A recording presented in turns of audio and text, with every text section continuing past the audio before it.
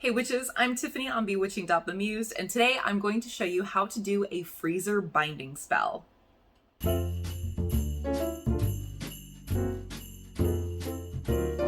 For those of you who watched my last binding video, you probably know that this video is here by popular demand, and I am more than happy to bring it to you. For those of you who did not watch that video, well, a few weeks ago, I did a video on binding, which is used to bind a person to prevent them from doing a particular toxic or negative act or behavior. And in that video, I had mentioned this one. Now, if you haven't caught that one, I did link it down below in the description box. The purpose of this freezer spell is also going to be to prevent a person from committing a particular harmful behavior. But what sets this one apart from the previous one is that this freezer spell is intended to be very temporary. Can it be used long term? Yes. But first of all, it's a little unrealistic because who wants to keep spell components in their freezer forever? But if you're looking at freezing as an act of sympathetic magic, freezing even on the mundane level is meant as a temporary thing. You don't freeze food to make it last forever, you just freeze it to prevent it from going bad sooner. Even looking at natural freezing, when you are examining ice and frost and snow, with the exception of a few places on Earth, even that is temporary. It comes and it goes. In terms of sympathetic magic, I do not ascribe to the idea that this is a permanent solution. An example of when I would say you would probably want to use the freezer spell versus the previous binding spell is, well, let's say you've got a family member who is prone to the dramatics. They love the spotlight. They've always got some crazy thing going on. They've just lots of drama. So, okay, all nuances aside, because I know there are cases where that sort of behavior is very toxic. So, all of the nuances aside, just saying, it's a distant family member, you don't deal with them often, for the most part they're harmless, they're just a little annoying because everything always has to be about them. And say you have an event coming up. Maybe it's your wedding day, maybe it's your sister's baby shower, maybe it's just a holiday where the family's getting together. But the last thing that you want is for that annoying, distant family member to make the day all about themselves. That would be the perfect time to use this spell. Use the freezer binding spell on this person to just put that behavior on hold for the duration of that event. One thing I also love about this spell is it can be used on more than just people. As I mentioned in my video on reversing spells, if you have a spell that you want to undo, but let's say you need a little bit of time to perhaps, get everything prepared, maybe find the old spell ingredients that you used. They're out buried in the yard somewhere, you gotta dig them up, but you really want to stop this spell in its tracks. In the meantime, until you can eventually completely reverse it, freeze it. Also, if you have a spell that you really do want to manifest, but it is just, you are getting too much, too soon, you need to pump the brakes, again, you can freeze it and later on release it to allow it to keep working. Just give yourself a little breather. You can also use this for certain emotional and medical issues, although, as I'm always going to say, magic does not replace professional medical help, whether that is medical help for the physical or the emotional. But it can definitely help you to ease some of the symptoms while you are either seeking help or you are getting help, or it can work alongside help. Let's say a loved one has passed away and you are dealing with a tremendous amount of grief and it is just too much for you to handle right now because you also have kids and you also have work and you also have to plan the funeral. Well, one thing you can do is put that grief on hold. It doesn't mean you're not going to feel it at all, but take the majority of it and put it on hold until at least, give yourself a week. Give yourself until the funeral is over, and then you have a little less on your plate and you can deal with it when you're more equipped to do so. Say you have chronic migraines, you sense one coming on, you've got a test at school, or you still have to cook dinner for the kids and put them to bed, and it's just like, look, I can deal with this, but not at this second.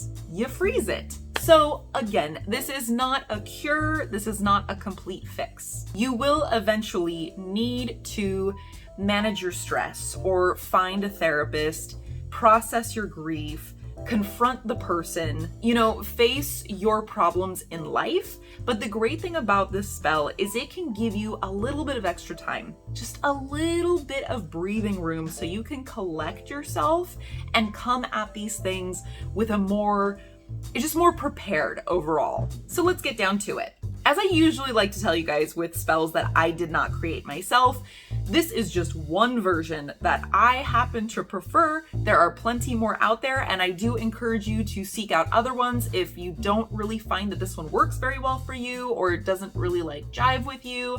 You can also take this one and tweak it to your own liking as well. Of course, that's what I always tell you guys to do. Get creative with it, make it your own, and I will give you little samples of that along the way. This is an incredibly simple spell. It is deceptively simple, in fact. So the first thing you're going to need is a paper and pen. Now, some people use a bay leaf instead of the paper, or they might use color correspondences for their paper or for their ink. I just use regular paper and pen, but it's entirely up to you. Next thing you'll need is a freezer safe container. So Tupperware, a cup, a plastic bag, a jar. Now, if you're going to use a glass jar, just please be very, very careful and do not fill it all the way to the top and just follow safety protocol with glass in the freezer. And finally, water. I use tap water for this, but it's completely up to you. If you like to use lunar water, moon water for every spell that you do, then by all means, you do you. There are other optional ingredients that you can use, but I will go over those as we go through the instructions. First of all, write your target's full name on one side of the paper. Now, this is your target. So if you are let's look back at some of my examples I said earlier. So if you are targeting ultimately your migraines or your grief or a bad habit of yours or a spell that you cast, you kind of see where I'm going with this, you would put your name. Of course, if your target is another person, you would be putting their full name. Then we flip it over, and on the back, we are just going to write out what it is that we are trying to freeze, what we are trying to bind. So if it was migraines, you could put migraines. If it was grief, you could say grief, right? I mean, it's pretty straightforward. If it was your spell, you would write down the intention of your spell. And if it was another person and their behavior, you would write down their behavior. But just like with that other binding spell, what I highly recommend is that you put a lot of emotion into this, because your emotion is what is really driving your spell. So you don't just want to write grief. Write a grief for the loss of so-and-so, the unbearable heartache, the inability to focus and get other things done and carry on with my life. You want to write about the situation exactly as it is currently. A lot of the time in spell work, when we do visualization, in manifestation specifically, we are visualizing what we want to come to pass. This is not quite that. We are visualizing things as they are. Same with our intention. Our intention is writing down things as they are, because that is the literal thing that we want to freeze. So keep that in mind as you're doing this. That is why it's a little bit different of a format than in other spells. Hey witches, popping in real fast just to say, if you're enjoying this video, please make sure to hit that thumbs up. It helps me out so much, you don't even know, plus it makes me feel good. And if you're looking for more of my content, make sure to subscribe. I would love to have you stick around. For this example, since I'm not actually doing anything, I'm just going to write intention. We'll say that I cast a spell and it's just too much all at once. I need to put a little bit of a freeze on it. So I'm really going to put positive energy into this, because this spell is ultimately a good thing, but I'm also going to sort of infuse this writing with that urgency of, this is overwhelming, this is a little bit too much, I'm not actually going to write anything. So as I'm writing this, I am visualizing it coming to pass, like as it has been. I am visualizing it just being a little bit too much, the way that it is affecting me or impacting my life in a not so positive way. Like maybe it's just so much and it's really stressing me out. So like, yes, I'm happy about it and I'm feeling that happiness as I'm writing this, But I'm also thinking about how it's just like, maybe it's causing me to feel a bit manic, and it's just there, it's causing me to be so busy. Maybe I have a huge upturn in my career. I've had something really good happen in my career. And I want that, but I have other things going on in my life right now that is making this just like fill my schedule completely, and it's just way too much. So I just need to pump the brakes on this for a minute, wrap up the other things, and then come back to this, unfreeze it when I'm ready for this to carry out fully. Now, I used to roll it up. I would tie it with black thread. I'd sprinkle some black pepper in the water. I used to always do it that way, but I ended up finding through experience and through, I keep track of all of the spells that I do, which everybody should do. And I found that through a lot of experience and trial and error that those steps were kind of unnecessary in most cases. Now, if you like more elaborate spells with all the trimmings and toppings, they help get you in the mindset and they help you focus better, then by all means, you could do that sort of thing. I just found that personally, the more simplistic I kept it, the more impactful it was. But you can also add other ingredients that have similar correspondences. So if you're doing the freezer spell on something like a migraine, or you have an illness, you're looking for a doctor, and you just need to kind of keep the symptoms at bay in the meantime, keep them manageable, you can put something like a healing crystal in there, as long as it's not water soluble, of course. So that's one way that you can really personalize it, whether you are using, again, something like moon water, whether you are adding oils or herbs or crystals. But again, it's really up to you. And you also just want to take care and think about what it is, like what the purpose of each ingredient is. Don't just start throwing things in thinking the more I add, the more powerful this will be, the longer it'll last, the more it'll do.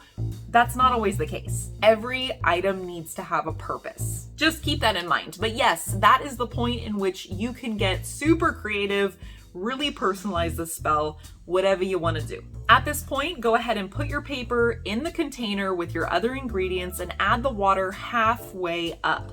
Now, the reason we're only going to go halfway for now is because you'll notice that that paper is going to float.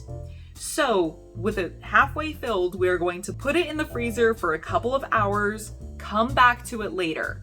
It doesn't have to be completely solidified, but at least once that paper is kind of stuck in place, fill it up a little bit further, add more water. Again, you don't want to fill it all the way to the top because you don't want anything bursting in your freezer. But at that point, go ahead and seal it up and put it back in. Your spell is done. Now, once the time frame has passed, you are done. You don't need this spell to work any longer. Pull it out of the freezer. Let it thaw. Once it's thawed, pull out your paper and let it dry. Now the water and anything else in it, you can go ahead and dump. Well, crystals you can take out and reuse, of course. Once that paper is dry, personally, I like to burn it. If you can't burn it for whatever reason, asthma, or you have, restrictions on burning things where you live, you can just tear it up and throw it away. Or recycle it, it is paper. Then go about your business. Now, this act of burning it or of ripping it up and throwing it out is basically nullifying the freezing. So at this point, you have basically just reset to where you were before you did the freezer spell. So go about your life however you were going to. One final note on how long you can leave it in the freezer. Like I said, yes, you can leave it in there forever, but I don't recommend that. Now, this is for the reasons that I mentioned earlier, but I also want to address the fact that if you are freezing something like your grief, your anxiety, your stress, or a bad habit that you have, well, eventually you have to face these things. You have to process them. You have to overcome them. You have to deal with them. It's not healthy to let magic do all the work for you. And I guarantee you, something like that is a great way to ensure that that grief or that anxiety or whatever it is will eventually come back around and bite you in the ass. So just my little warning for the day. Other than that, that's everything. I hope you guys enjoyed this. Let me know what you thought in the comments below. I'm in a hurry right now. Otherwise, I would come up with a more creative idea of what you guys should comment. So I don't know, just say hello. But that's it. I love you all so much. I will see you at the live stream. That is this coming Sunday, the 21st, November 21st at 9 a.m. Pacific Standard Time. 9 a.m. Ugh. So I'll see you all there right here on YouTube. In the meantime, stay magical.